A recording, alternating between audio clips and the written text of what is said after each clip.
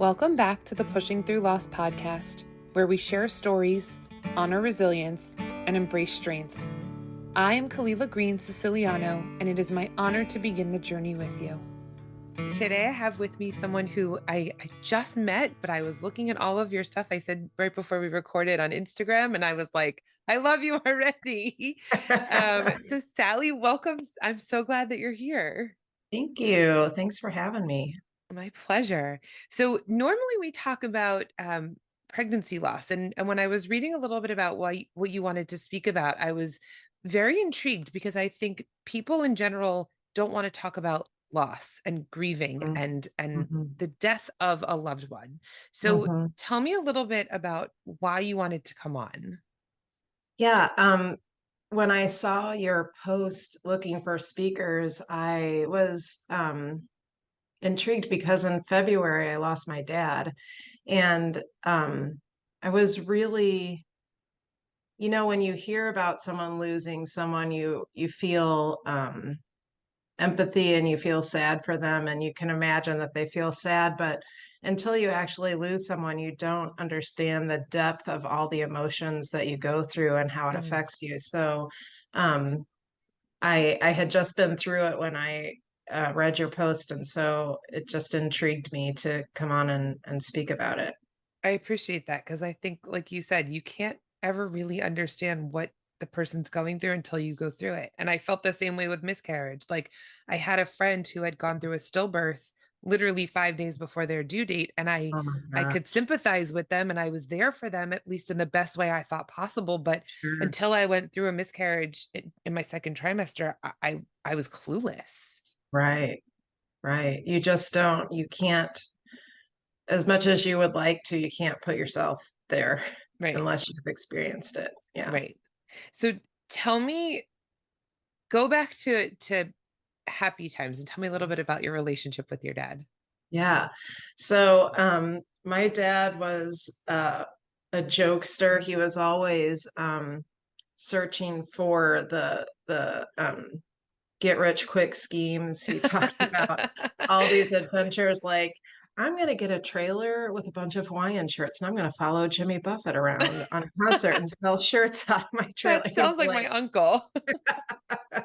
so he always had some new scheme he was cooking up. He was always going to win the lottery. And I'm one of five. So um, we had a lot of inside family jokes, and even down to his last days, he was cracking jokes, and um, but he was the foundation of our family. He Mhm, was the safety of our family. mhm. So that's kind of how I saw him. Yeah. So what, if you don't mind my asking, what happened? Sure. So about 15 years ago, he got diagnosed with melanoma, Mm. and at the time they thought they got it all, but a few years after they found a tumor on his lung and a tumor on his kidney, and so he had Oof. surgery and went through chemo and radiation and everything, and lived with it, for 15 years. But about 2 years ago, he found a lump on his neck and they went in and took it out and did chemo and everything, but it just eventually was insurmountable. Yeah. The fact that he lived with it for 15 years, you can tell he was a strong guy. Yeah, It's something, typically you hear cancer diagnosis and they give you 6 months or they give you a year. And I mean, 15 years, that's incredible. right, right. And he never wanted to give up, even to down to like we were there, what, like a week and a half before he died, and he was like, "Yeah, I want to do the chemo. I want to do whatever you got. Give it to me." Mhm. So yeah, he didn't want to The leave. grit he must have had it sounds incredible. Yeah, yeah. So he passed away in February, and Mhm. obviously of being one of five, that must have been a different experience because from what you've said, it sounds like your family is very close. So you had those four other people, and I hope your mom to Mhm. create Yes. that community around you. Yeah, it was interesting. It's interesting death and dying, how the dynamics of the family kind of come into a new light. Oh, interesting. So, so a couple of my brothers just don't come around very much. And when my dad was dying, I think they didn't want to believe it was happening, Mhm. or um, whatever the case was. But we finally got them to come, and they came and said goodbye. But only three of us were there when he actually died. So Mhm. it was a really just intimate experience. I call it like beautiful torment. Like it was so heart-wrenching, Mhm. but it was so beautiful to be able to be there. Mhm. So yeah. It's so interesting because I've recently, in the Jewish tradition, we have a whole process, even if, literally for everything from the time a person's born. There's a prayer or a blessing or something that you can say, even just for waking up or for going to the bathroom or for, before you put food in your mouth and after you put food in your mouth, everything, and including after someone has passed away. There's a whole Mm, process that's involved with making sure the body is taken care of properly and can go into mm, heaven as a purified body. And I mhm. recently have been part of that process. It's Oh, always neat. something that I was terrified about, and Right, it's always something that I was asked to do it once, and I was like, I didn't know. I didn't even have words to express like what I'm not capable of helping someone do that. And right. then I was put into it for the first time about 6 weeks ago, and I've done it now twice. And you're right, it's this beautiful torment because on the one hand, you're looking at this person who must have led an incredible life, no matter what that life was. And yet at the same time, you're caring so deeply for them, even though you don't know them, to be able Right. to make sure they're properly taken care of and that their family doesn't have to worry that something's going to happen or that after death their body's going to be changed in some way or hurt in some way or whatever it might be, and it really is a beautiful way of torturing yourself. Yeah. That's such a loving service It really that is. you It's called can the Chevra provide to a family. Kadisha, and it's Uh-huh. incredible. That's awesome. So do you feel like you were able to do that because you had experienced your miscarriage? I don't know. I think it was one of those where I avoided it for so long. My grandfather passed away in 2010, and I was very close with him. And he Okay. when you were describing your dad, it sounded Hmm. a little bit like my grandfather. He was a Yeah. very stereotypical grumpy old man, except with me, Yes. Yeah. where like he was in the hospital one time and I happened to be in the same area. And so I was going to Mhm. visit him anyway, but he didn't know I was there. So I showed up at the hospital and he looked at me and he said, "How did you get here?" And I just flapped my arms like this. And Yeah. he started laughing, and the nurses all around were like, "I'll never see him laugh." I'm like, "Hey, leave it to me. It's fine." Yeah. Um, and so I think it was one of those where as I've just gotten older and matured, I just wanted to make sure that I knew for myself what happened after death, because it shouldn't be something we fear. It shouldn't be Right. something, yes, it's unknown, but the more you don't know about something, the more you fear about something. So Right. facing those fears to me is, I talk about activating your inner strength warrior all the time, and Mhm. it was a big fear. And so I said, you know Yeah. what? The only way to be comfortable and sit in it is to do it. Yes. Right. And it is. It's one of those where I feel so honored every time I'm asked to Mhm. do it. Yeah. I'm sure. I think I mean, that's so beautiful what you can provide to those families.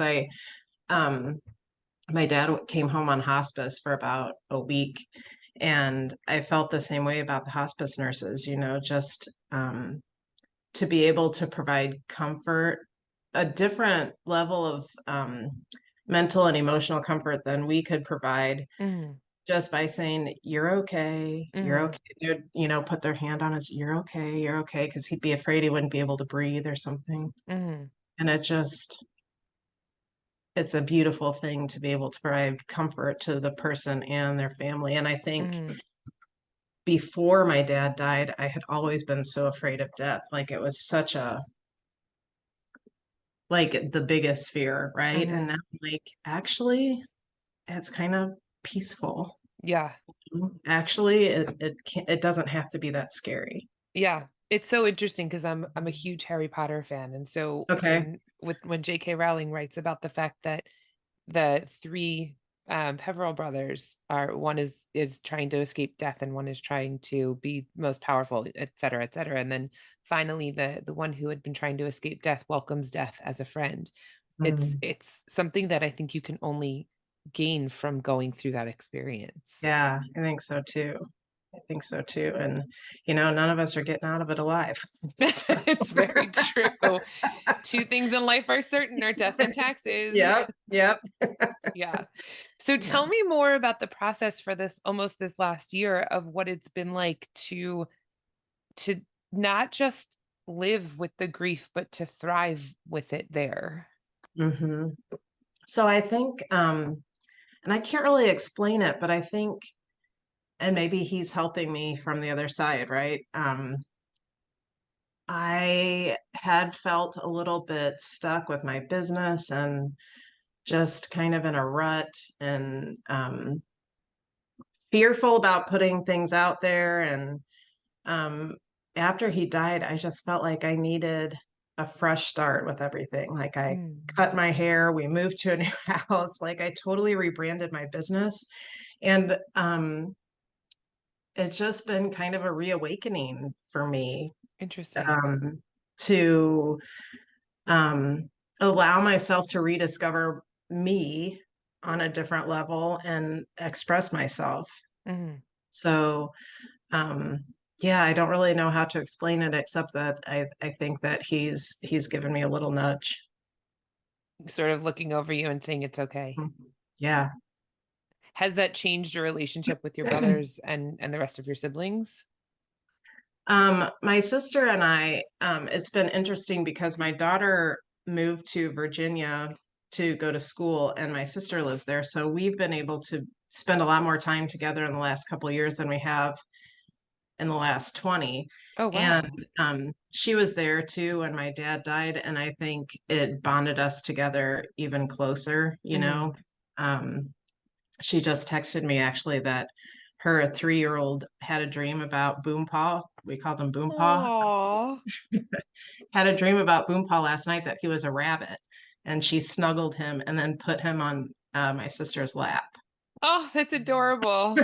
So yeah, so I think it has helped our relationship.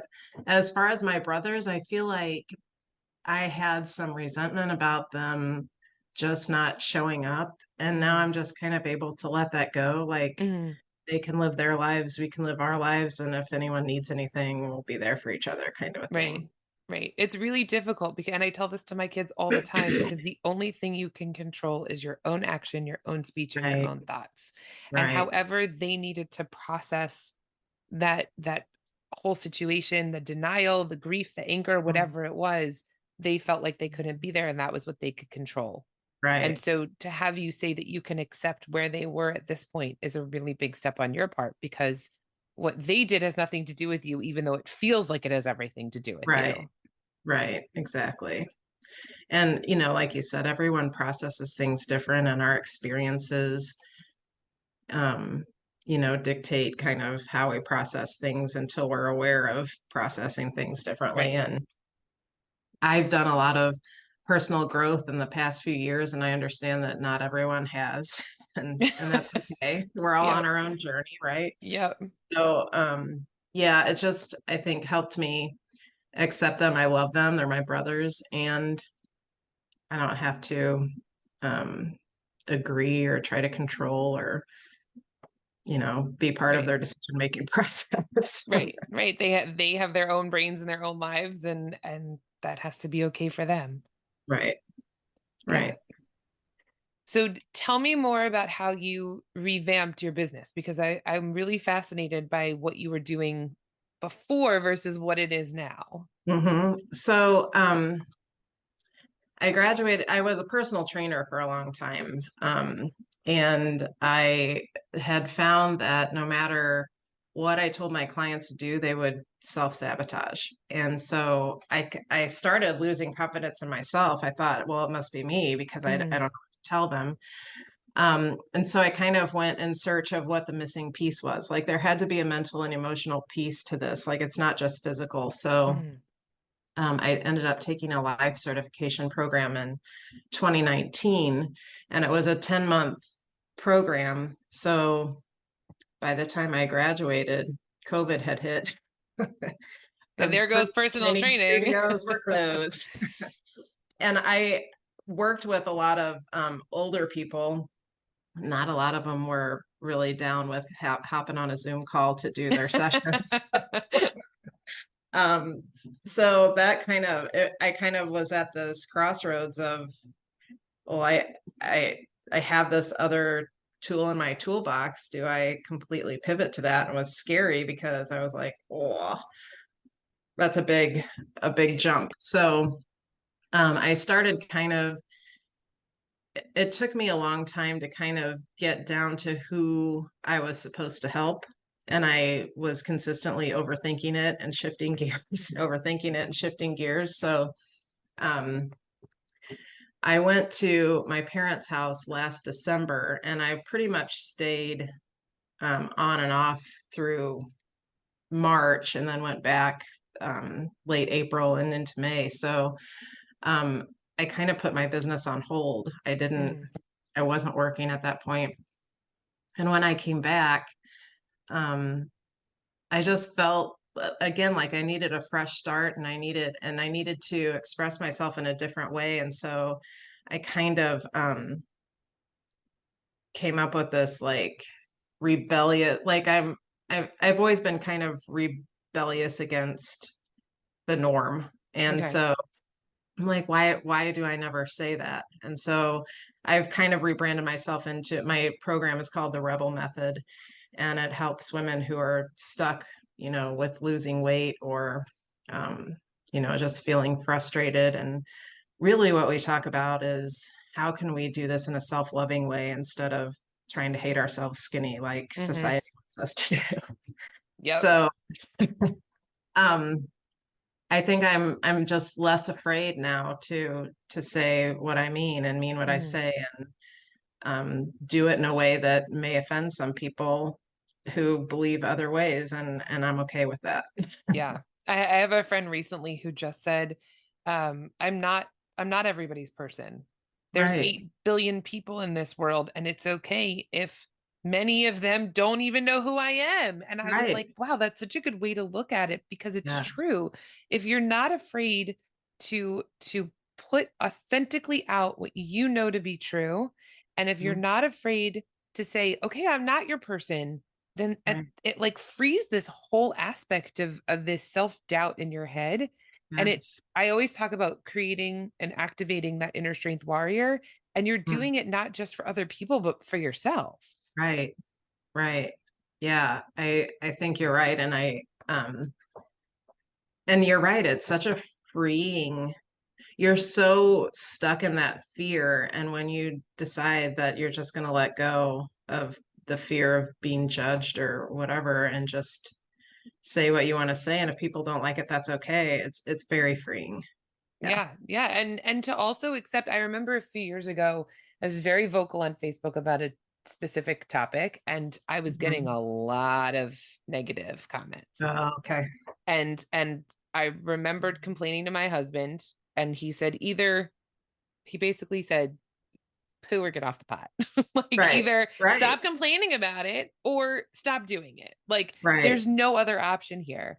But then I Right. had all these other people that would reach out and say, thank you. Thank you for voicing what I'm thinking. Thank you for being that brave person that I feel like I can't be. And it all of a sudden hit me that I was like, you're right. We all have a voice. And if someone feels silenced, to me, that's worse than somebody yelling at me for my opinion. Right.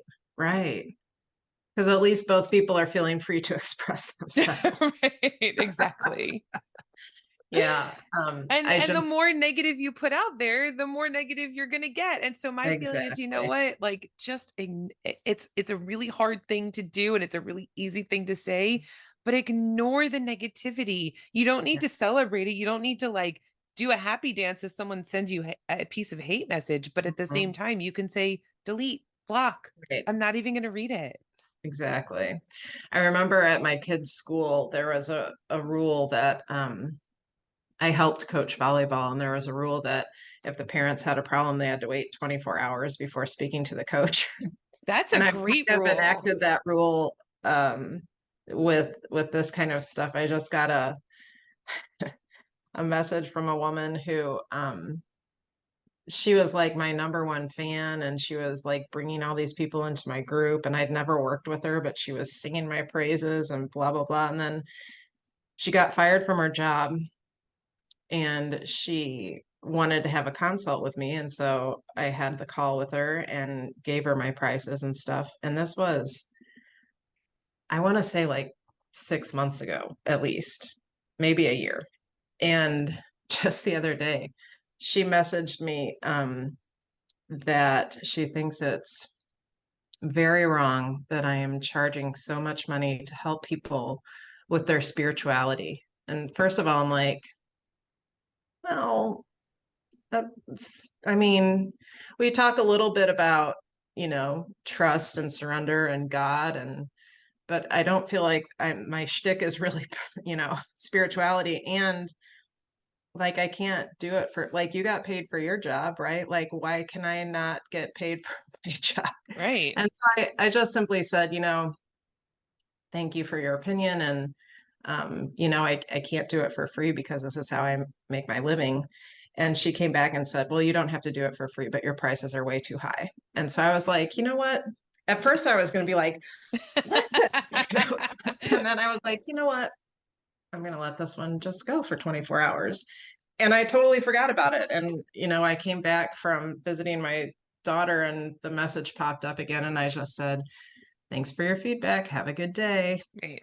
You know? It's so interesting to bring it back to the idea of loss, that when someone wants to help, jumping on the first idea is not always the best idea. And Mhm. sometimes it does more damage than saying like, okay, I get that this person needs me, but sometimes the best thing to do is just think for even an hour and then say, okay, what Mhm. can I do? And on the flip side, when you're going through that, I remember there were so many times I had to give someone else the grace, because as someone who was suffering, to hear the comments that people would say, I was like, I want to respond so badly right now. I want Right, to say exactly what I'm thinking. And then I thought, you know what?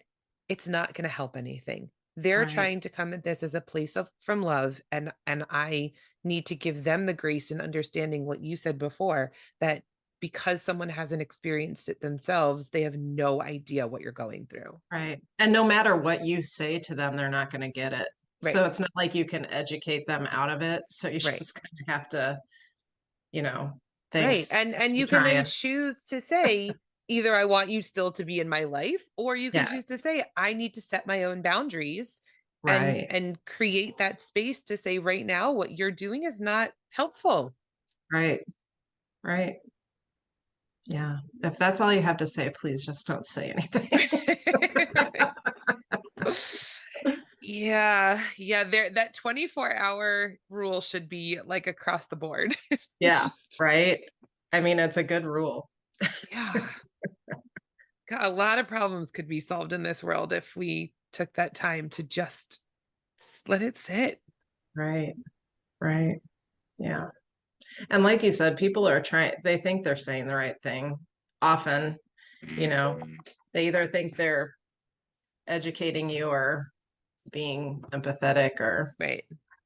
Right. Or whatever. the helpful comments. Like I was just talking to Mhm. somebody who said she was going through permanent infertility, and somebody said to her, "Well, you could just adopt." And while she might have had that thought herself, Mhm. it's not a helpful comment for anybody to offer their suggestions as to how to solve your problem. Right.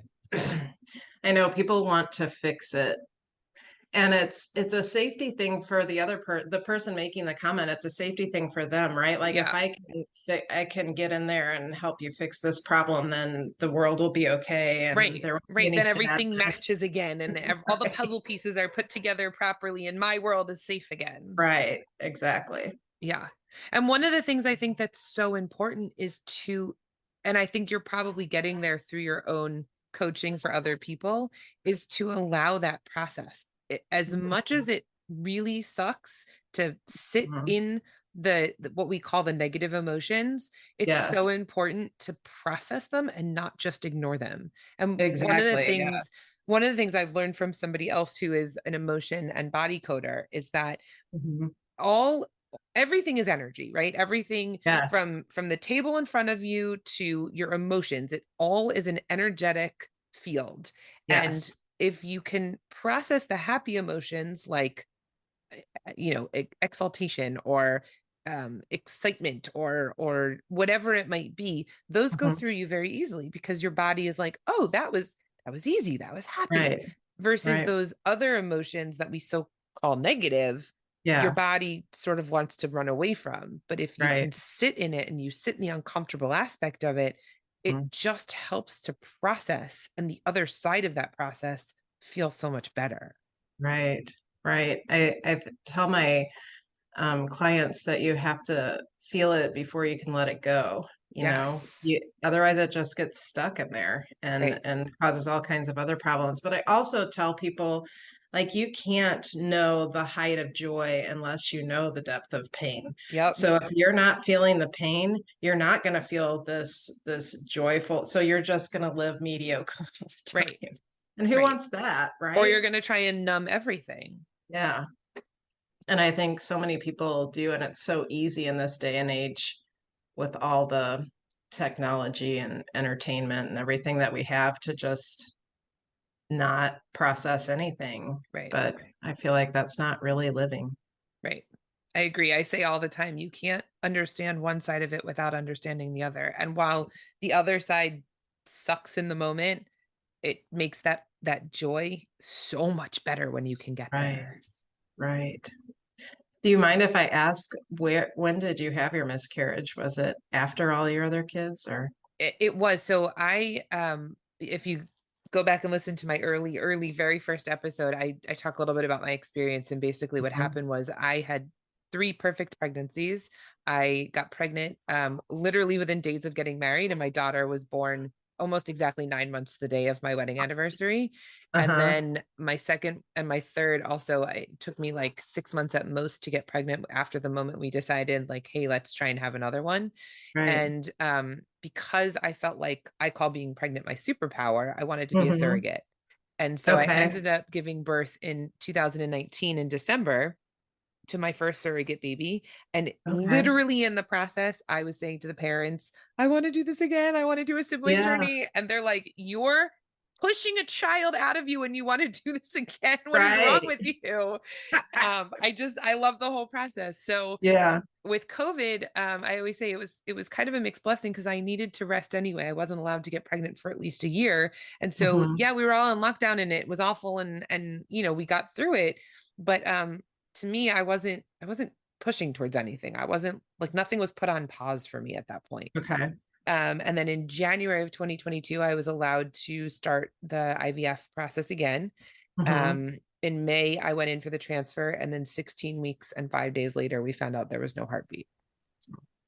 So it wasn't even my own baby, which I think was sort of that double-edged sword where I remember saying to my husband after it happened, I'm just the surrogate. No one's going to remember that it happened to me. Like To it, me. it wasn't my baby. So how could I possibly be grieving this loss? Versus I found out later that every single person who's gone through pregnancy loss has felt the same thing, where they say, Ah, this baby wasn't ever a person who was here on this earth that somebody could understand.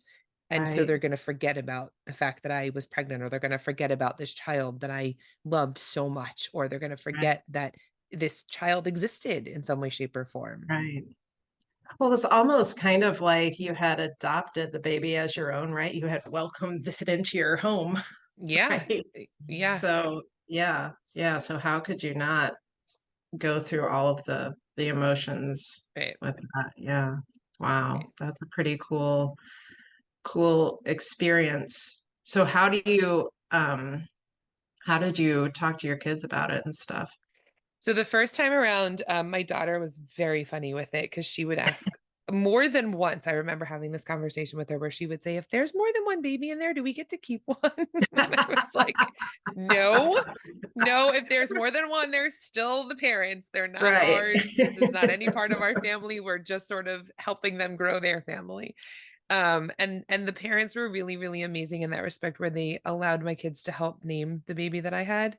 Uh-huh. So his middle That's name cool. is something that we helped pick out, which I was Oh, like, that's cool. yeah, it meant a lot. And then it's funny now because my 7-year-old, who at the time was 4 when the baby was born, like Okay. I found out recently he was telling a friend of ours that I gave away 2 babies. And I was like, I didn't give anything away. I didn't give a human being to somebody else thinking like, nah, I don't want it. And even if Yeah, I had I a already baby and got had to put some. it up for adoption, it's not the same. So yeah, so his perception of it is doesn't everybody's mom have a baby and give it Right. to somebody else? Right. And my middle child doesn't really talk about it. He at the very beginning when I had the first baby, I think it affected him the most because he had seen Okay. both sides of I have a big sister and I have a little Hmm. brother. And now my mom has a baby that's not ours. So what does that Right. mean? And Right. his behavior I could see changed the most in that moment. But once he was Okay. able to hold the baby and get to know the family a little bit more after he was here, all of a sudden it was like, oh, okay, I get it now. And Yeah. his behavior went back to normal. With the loss, and I don't know if you had to do the same thing with your kids, or you said your sister's daughter is a lot younger. So Mm. um it was one where my daughter was the one who understood right away what was going on. At the time, she was 11, and she is very mature and very empathetic and can really um, put very much like me put herself in the shoes of somebody else feeling their emotions. So my emotions very often rub off on her, which Yeah. can be a positive and a negative. Right.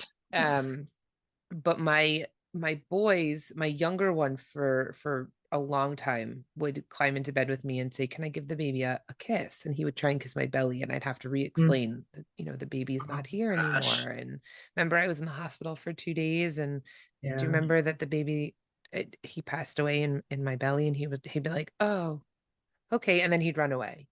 Yeah. So it was all of those. Every time I had to explain it, it was like the amnesia of he was like, no, everything's fine. Right. Oh, no, everything's not fine. Okay, I'll talk to you later. Right. Well, it's so hard to understand, right? Right, For a little one, what that even means. right. Um, my sister's kids are 3 and 6, and the 6-year-old would say, "Did Boompah go to the clouds?" That's how Oh, she understood it, that he went to I the love clouds. that. Yeah. That's So, my mom when her father passed away. I wasn't alive. He passed away before I was born, obviously, and if I wasn't alive. And my cousin, who is probably 10 years older than I was mhm. about 2 or 3. And my mom had told her one time that Poppy is in the flowers. And Uh, she every spring would go outside and talk to the flowers. And her mom never understood it until finally she said, when she was older, no, Aunt Laura told me that Poppy was in the flowers. So I go out and I talk to them every spring. And my aunt was like, that makes so much sense. I now right. don't think you're a crazy child anymore. Right. Like you're connecting with what you feel is your grandfather. Right. Right. Yeah. And they whenever they see a cardinal, they say that's Boompah. So, Oh, that's yeah. beautiful. Yeah. Why specifically a cardinal? So when we were little, Dad would always say the cardinals come near the house when it's going to rain.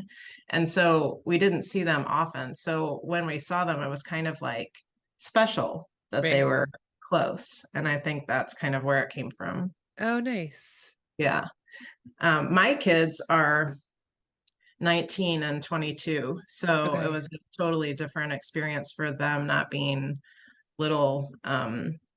But still, I feel like it was kind of like a crack in the foundation of the house. It's kind of like how I explain it, like, okay, this thing that this structure that we had built is kind of um imperfect now, Hmm. or it's shifted. So Right.